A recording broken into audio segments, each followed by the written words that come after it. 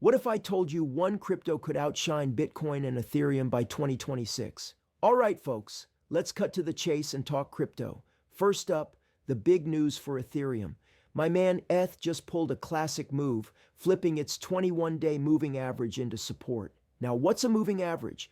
Think of it like a smoothed out average price over the last 21 days. When the price stays above that line and that line starts acting like a floor, it's a strong signal for traders that a rally could be coming. So ETH looks like it's getting ready to make some noise, possibly gearing up for a nice run. But hold your horses, because BlackRock, yeah, that BlackRock, they're stepping in with a dose of reality for Bitcoin and Ethereum. They're saying, hey, it's still early days for institutional money in crypto, meaning the big players are just getting warmed up, but early doesn't mean cheap.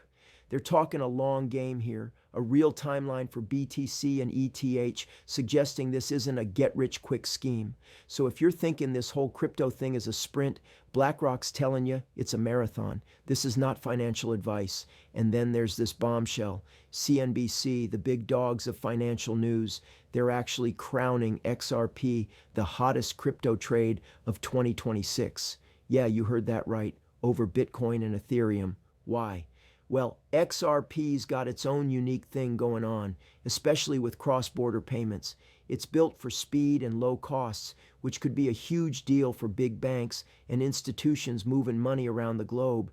If they get their act together and the regulatory stuff clears up even more, XRP could really shine. They're looking a few years out, but it's an interesting call.